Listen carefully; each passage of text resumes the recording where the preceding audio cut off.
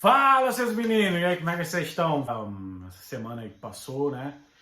Estreou a nova série do Jeffrey Dahmer e né, reacendeu aí essa chama das pessoas por séries chamadas True Crime e de serial killer e tal, tá tudo muito em voga. E aí eu queria desmitificar algumas coisas, porque eu já vi até alguns estudantes de psicologia falando muita bobagem, tá? Mas assim, façam de acordo com a literatura, né? A base da ciência, sem achismos, sem carteirados, porque eu sou estudante de psicologia, eu vi até alguns psiquiatras também falando muita bobagem, né? Influenciadores que não estudaram, não passaram nem na porta de um curso de psicologia, de psiquiatria, de qualquer cuidado com a saúde mental, forense, enfim, né? Serial killers, né? Assassinos em série, assassinos seriais.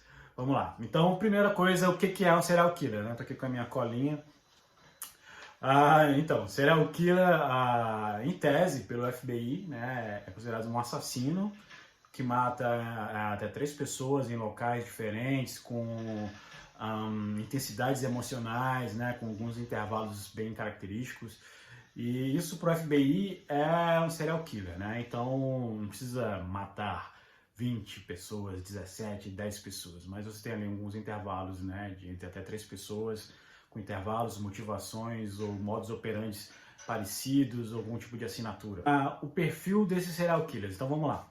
A questão é que não tem um perfil exatamente, né? A gente ouve, compra muito essas séries e filmes de true crime, né, de serial killer e tal, com uma narrativa americana, mas assim, existem algumas coisas em comum, que é mais o modus operandi do que um perfil psicológico em si, né? Eles não necessariamente são doidos, eles não necessariamente são monstros, monstruosos, enfim, eu vou comentar sobre isso.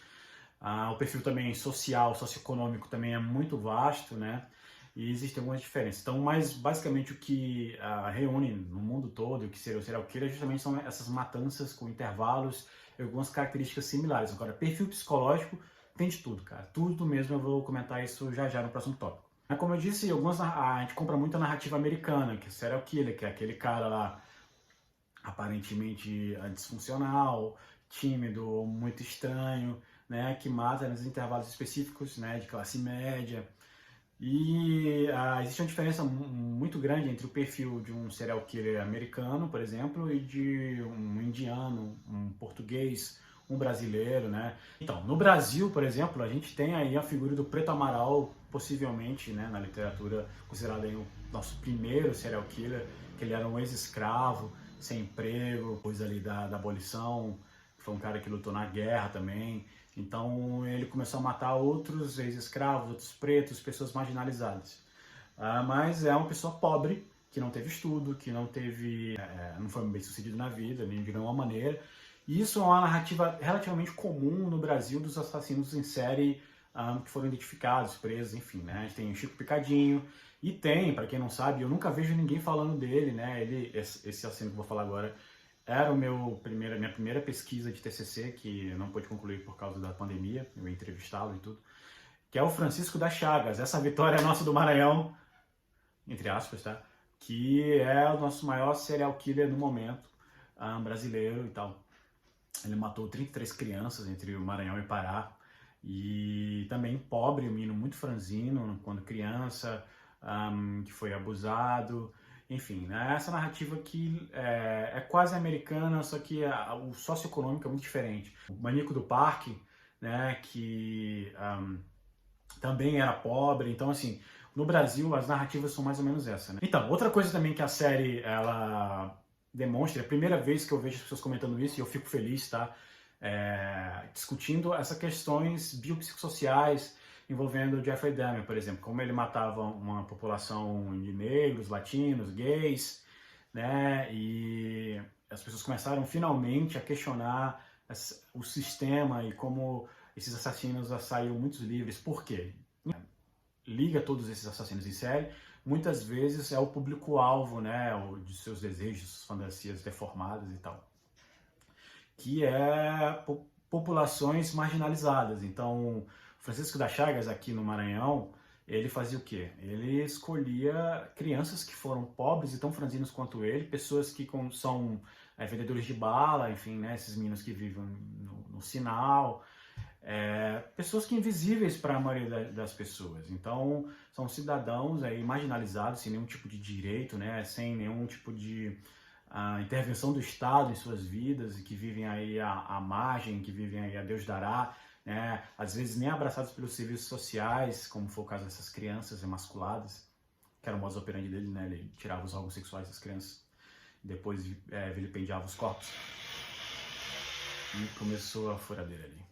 Então, crianças invisíveis, elas desapareciam aqui e acolá, as famílias denunciavam, mas a mídia não ganhava, elas não ganhavam espaço na mídia, até que ficou uma situação completamente sustentável do ponto de vista midiático, né? Precisa noticiar esse tipo de coisa. Outra coisa interessante também é a misoginia envolvida, né? Então, Ted Bundy, tirando todos esses documentários aí super sensacionalistas, não comentam e não discorrem sobre a misoginia de Ted Bundy, por exemplo, e de vários outros assassinos, misoginia, a homofobia também. Então, assim, Ted Bundy, ele é filho de sua época, né? Começou ali sua formação psíquica depois ali da Guerra Fria. Então, os Estados Unidos já é um país machista de natureza desde a sua concepção. As mulheres são regadas ali ao trabalho, né? Teve a questão da Segunda Guerra, que as mulheres começaram a trabalhar e depois, quando a guerra acabou, elas voltaram para casa. Então, um ódio contra as ideologias feministas, né? O Ted Bundy já era totalmente consciente, ele era uma pessoa instruída, né? Estudou direito, estudou psicologia, e ele tinha essa misoginia muito forte, que não é muito diferente de um assassino comum que mata mulheres por aí, né? A diferença é que ele tinha essa deformidade no comportamento, nessa condutopatia, né? Como diz o Guido Balombo, de perseguir e matar mulheres indefesas, enfim, mas é um claro comportamento de misoginia, né? Assim como a própria homofobia do Jeffrey Dahmer. Então vamos lá, falar agora finalmente dos mitos, né? Algumas pessoas dizem que eles são solitários e disfuncionais. É mentira! Porque a maioria dos identificados são pessoas completamente funcionais, conseguem matar, fazer as coisas mais ardilosas possíveis, execráveis, e dormir com a esposa, né? E ir para o trabalho, conversar asneiras como qualquer outra pessoa aparentemente normal, né? Então, assim, são pessoas que conseguem se infiltrar no social, mesmo não podendo conviver com as pessoas, né? Que não podem ter esse convívio com a gente, né? Elas conseguem se adaptar a esse estereótipo do cara esquisitão, que usa óculos e é esquisito, franzino, que vive no porão da casa. Tem, com certeza.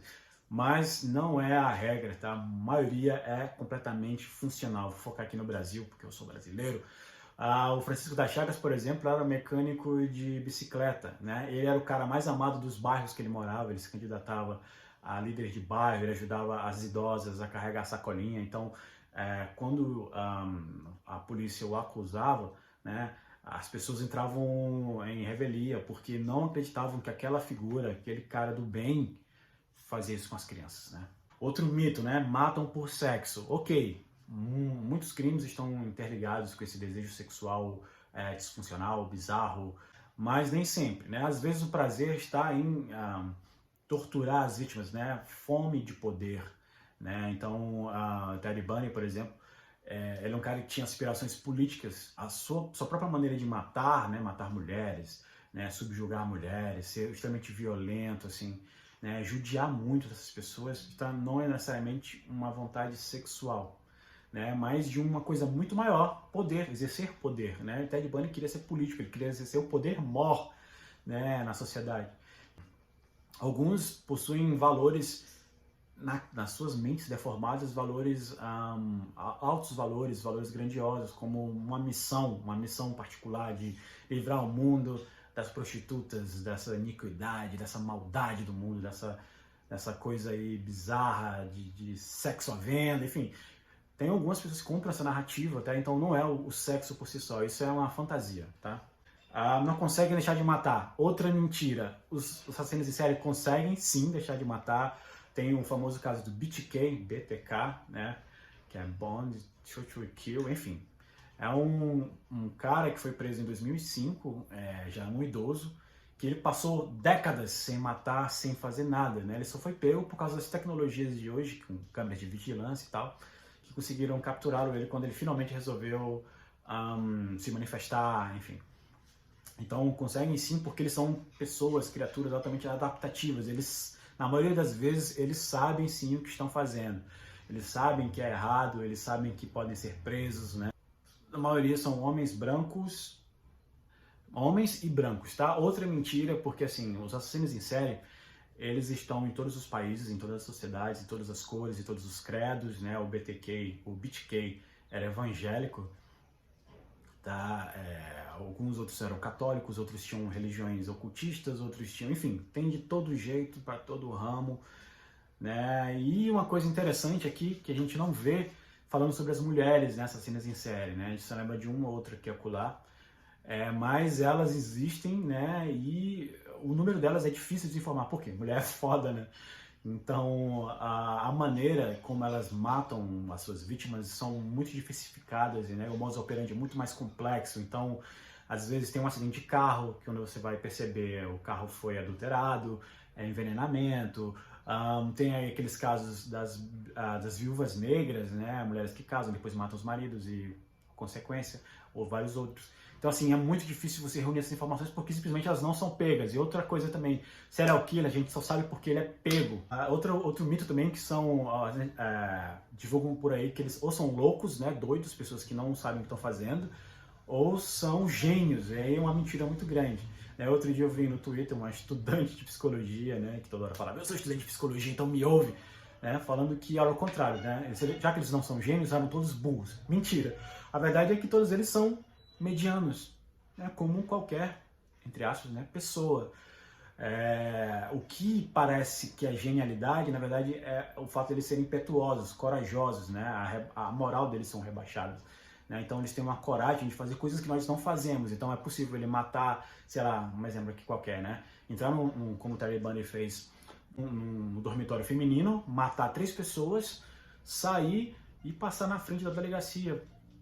Isso não é genialidade, isso é só mau caratismo, é uma coragem, né, um rebaixamento da moral, né, e que parece que é impetuoso, né, que é genial, mas não é genial. São só pessoas deformadas e tal, mas com cognição, com raciocínio teoricamente normais. Procurem a fonte, né? Outra coisa também, o FBI, que tem muita informação sobre, não é a maior autoridade sobre, porque não existe maior autoridade sobre, né? Eles explicam muito sobre a realidade americana. No Brasil, esses perfis psicológicos que a gente vê muito em séries, que vê os policiais fazendo, esses psicólogos forenses gringos fazendo, talvez não se encaixem muito com a nossa própria realidade, né? Os assassinos são diferentes, né? Os locais que eles vieram são diferentes. E é assim, o que pode fazer uma pessoa ser um serial killer, né? Tem gente que fala que normalmente são pessoas que foram abusadas, tem gente dizendo que é só loucura por si só, gente que diz que pode ser genético, né? E tem um estudo mesmo que fala sobre um órgão do cérebro, né? A amígdala, que é justamente responsável por esse rebaixamento moral, o desejo, enfim. Ela é mais inchada, então possivelmente não funciona muito bem. A verdade é que é isso tudo e mais um pouco. A gente não tem uma resposta clara, a gente não tem uma resposta, né? Nenhuma literatura vai te dar uma resposta assim, é isso. O que a gente sabe é que é tudo isso e mais um pouco. Né? Tem uma teoria que é muito interessante, que não é comentada, né? Quando a gente fala em Terry Bundy, que a gente só se lembra que ele era bonitão, que ele era inteligente, que ele se advogou, né? Que até o próprio juiz o elogiou, né? É uma situação bizarra de glorificar um assassino, uma pessoa execrável que não deve viver em sociedade, que não deve ser famoso, que não deve ser mostrado. Enfim, né? Uma teoria muito interessante que falou que ele possivelmente tinha personalidade dissociativa, né? Que além dessa questão da misoginia, enfim, de todo esse aparelho ideológico, né? Do americano, existe também uma possível causa aí de abuso com o transtorno dissociativo de personalidade, que geralmente são pessoas que assumem uma outra personalidade para se proteger, né, para fugir do trauma, né, para se esquivar desse trauma, porque é uma realidade muito cruel, muito difícil de ser de lidar e tal. Então ele criou essas algumas personalidades ali que rebatem, né, para o mundo que ele sofreu. Tá, só uma teoria, mas assim, faz sentido? Faz muito sentido. É a verdade? Não sei, a gente não vai ter essa resposta. A psicologia sempre vai falar, depende. E é isso, é tudo um grande depende, tá? E é isso, gente. Não comprem essas pseudo-verdades aí que a gente vê nas séries, que a gente vê em estudantes de psicologia, que ainda não demonstram nenhum artigo, que não fazem nada, né? Principalmente fujam de comentários de personalidades, pseudo-personalidades que não são da psiquiatria nem da psicologia. Tchau!